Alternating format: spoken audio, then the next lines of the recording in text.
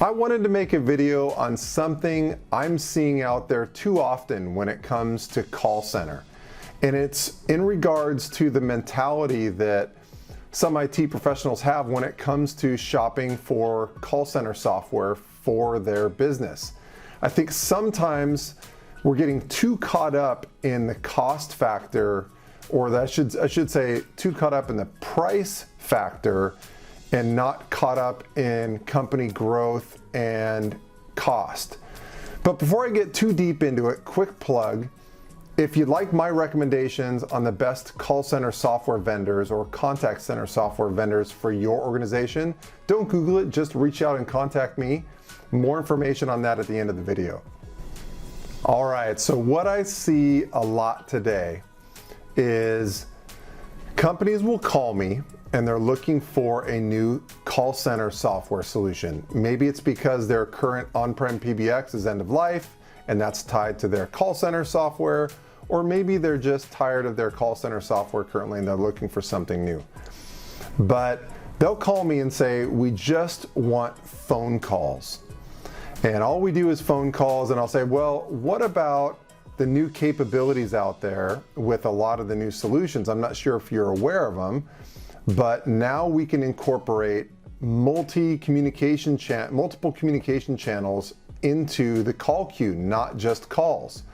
Like for instance, you can add a website chat into the call queue, or you can add text messaging into the call queue, or you can add emails into the call queue. And what that does is it allows you to manage those forms of communications with your organization better. So it allows you to add multiple forms of communications for customers to reach out to you. So say customers don't want to just call you, they want to text message your company for whatever reason, or maybe your employees want to text message for help desk or anything like that, or maybe they want to chat with you guys online. It allows you to add those into the call queue, but even better, it allows you to manage those forms of communication better. So for instance, if someone sends your company an email for customer service, you have a central way to manage how fast you're responding to those emails and what are the metrics behind it. How many people are emailing you, all that stuff, whether it's text message, email, website chat, phone calls, it's all in one portal. So a very useful tool. And then there's other things like artificial intelligence that can, on phone calls, pick up on customer sentiment and decide if a customer is really upset or really happy or saying certain keywords, and it can take a snippet of that phone call and email it to a manager so that they can listen to that recording. So they're not having to listen to random recordings of phone calls. They're listening to specific segments of phone calls, maybe something that was said that made a customer mad, where some training is required, or maybe something that was said to a customer that's really good that made a customer ecstatic.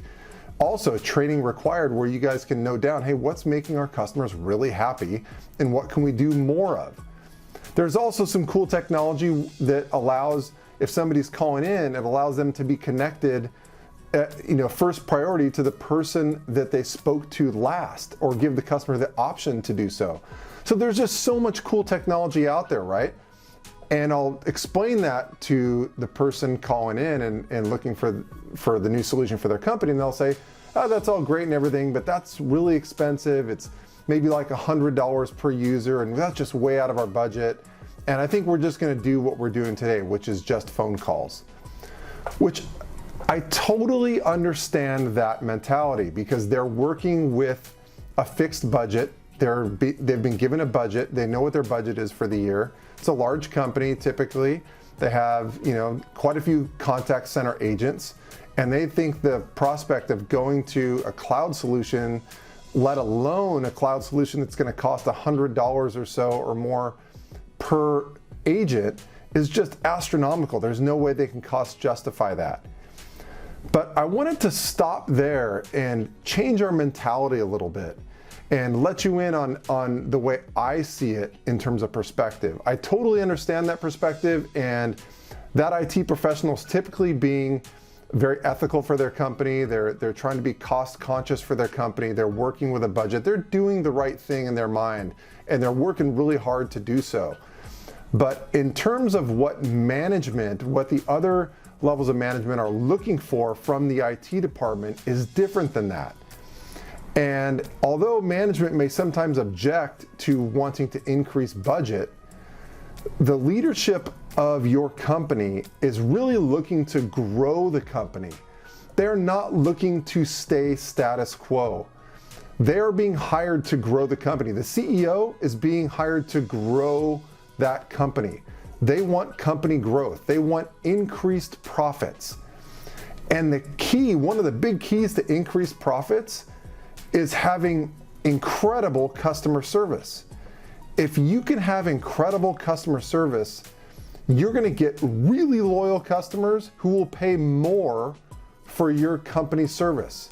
If it's really easy to work with your company, like if you're really managing how fast people are responding and they know that they can email you and they always get a response within 1 hour, or they call you and they always get somebody picking up and they always are professional and they always know what to say to make you happy, and they're never unprofessional, and every time they send you a text message or interact with you on your website, somebody is right on spot, contacting them right away, getting back to them, the ball never gets dropped. That's exceptional customer service. And we have technology out there that can enable that. And if there's technology that can enable that, even though it's expensive, the cost is nothing compared to the improved profitability your company can have if you develop a reputation for impeccable service with your customers. If your customer is getting a customer experience that's so far and above any of your competition, they will be so loyal to your company and pay so much more for your product. It's ridiculous. We all know it. We experience it on a regular basis with the companies we work with. Think about working with airlines, or think about working with any type of business where customer service is involved, or your bank, or things like that. Why are you loyal to a bank? Or maybe you're not loyal because the service is lackluster. You could care less. Is that how your customers think of your company when they try to text message you or email you? Do they think of your company's customer service as or are they ecstatic about it? And if they're ecstatic about it, that's the basis for which your company can grow exponentially.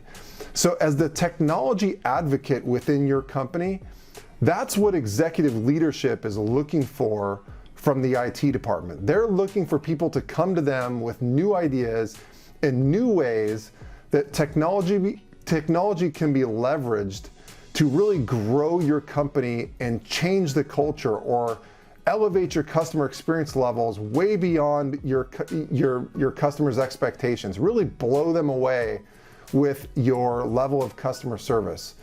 So that's the mentality to have. Even if you're working within a budget, leadership is looking for someone to come to them and explain why their budget should be increased and how it's going to help the company. So that's the mentality I think that really everyone should have is, hey, from the technology department, how can we really help our company grow? And I can tell you what, if the IT department has that mentality and going to executive leadership, that's somebody who's going to be getting a raise. That's somebody who's going to be getting promoted. That's somebody who's going to be elevated in terms of, you're going to be included in the executive meetings. When leadership's talking about how to grow the company, they're going to be bringing you in because you're not somebody who's trying to shrink the company or keep the status quo. They're going to see you as somebody who's in leadership, who's really got the company's best interest in mind, who's really trying to help the company grow in every which way. That's somebody who's going to be at the leadership table. So I just wanted to kind of explain that from a leadership standpoint. I'm somebody who's owned a small business for over 20 years, and I can tell you, no executive leader who's worth their weight or no business owner is trying to shrink their company or keep the status quo. They all want to grow, and they're relying on people who have expertise in certain areas to come to them with ideas. But they're not going to come to you with the idea because they don't know the idea exists. They need you to come and advocate for that technology to say, hey, this is what we need. Yeah, it's expensive. It's $100 per agent or whatever it is. But the amount of profit our company can make, I mean, that will pale in comparison to what we pay per user for our contact center agents. That's a ridiculous. You're saving a tiny bit of money to lose out on a huge opportunity to make a lot more money in profit. So just something I wanted to talk about really quick that I thought might be interesting for some folks to hear, because I know coming from the technology side, everything is it's all about the technology, and sometimes we don't talk enough about leadership within the company and what the executive leadership is really looking for, and how to kind of approach them with that type of mentality. And I think it's worth talking about. So hope that helps a little bit.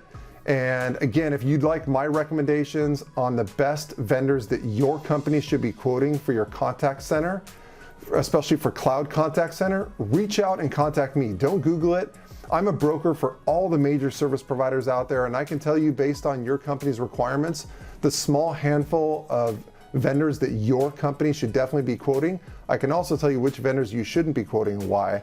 And the nice thing is that the vendors pay me my broker fee.